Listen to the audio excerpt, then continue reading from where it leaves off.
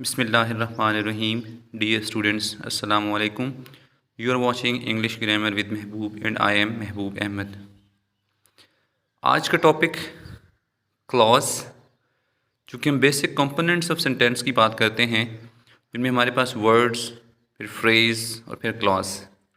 Phrase के already 2 lectures हो चुके हैं, तो क्लॉज का है जी, क्लॉज की डेफिनेशन क्या है जी, क्लॉज की मेन टाइप्स क्या हैं जी, और क्लॉज की आइडेंटिफिकेशन हमारे पास क्या है। तो बेसिक जो एलिमेंट क्लॉज के होते हैं वो डेफिनेशन के अंदर डिस्कस करते हैं।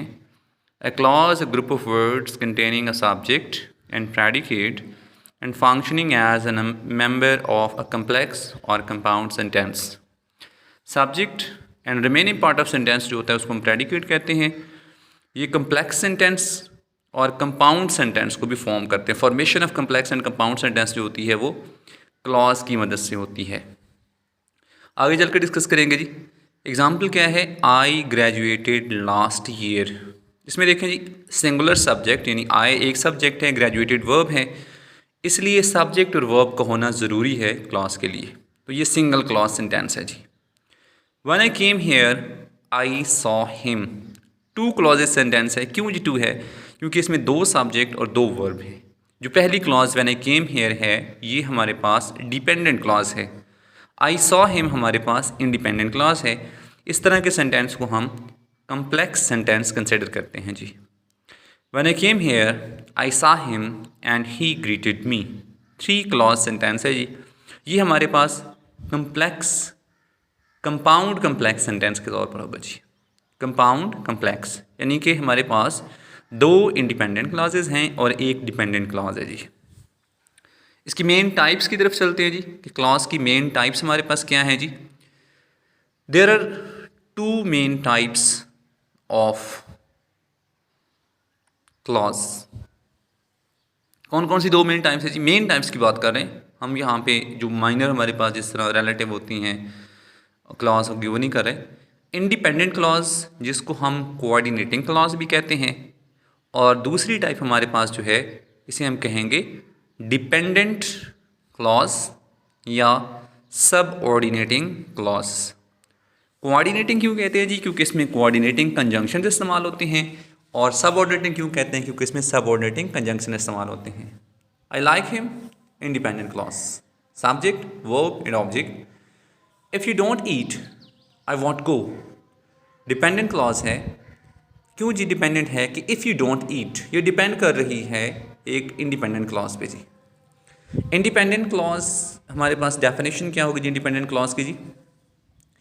N independent clause function on its own to make a meaningful sentence and looks much like a regular sentence. जी इंडिपेंडेंट क्लॉज जो हमारे पास है वो function on its own to make a meaningful sentence, और बाज़ औक़ात ये बजाते ख़ुद भी एक सेंटेंस के तौर पर भी फंक्शन कर सकती है। बाज़ औक़ात क्योंकि हमने अभी डिपेंडेंट क्लॉज भी कही है तो इसके लिए हमें किसी और इंडिपेंडेंट की ज़रूरत होती है। ही is a wise man, function on its own, इसका अपना फंक्शन है और ये एक इंडिपेंडेंट क्लॉज है। डू इट प्लीज़, इसमें सब्जेक्ट नहीं है, तो किसी भी क्लॉज के लिए ज़रूरी नहीं है कि सब्जेक्ट हो। हाँ, क्लॉज के लिए वर्ब का होना ज़रूरी है जी।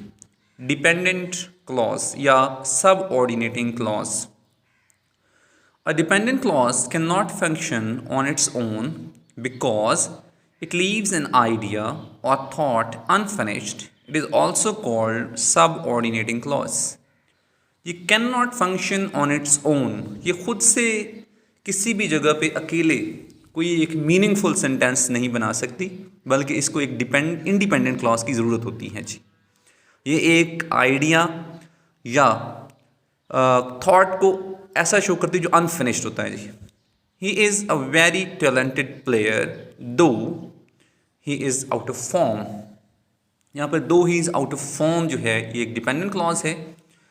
आई know the man who stole the watch, यहाँ पे हु स्टोल द वॉच है, ये डिपेंडेंट क्लॉज भी है और इसको हम रिलेटिव क्लॉज भी कहते हैं, क्योंकि हु विच दैट वाली क्लॉज को रिलेटिव क्लॉज कहते हैं।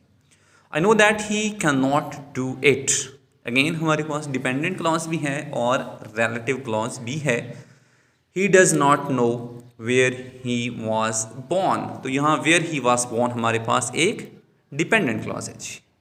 थैंक्स फॉर वॉचिंग, अल्लाह हाफिज़।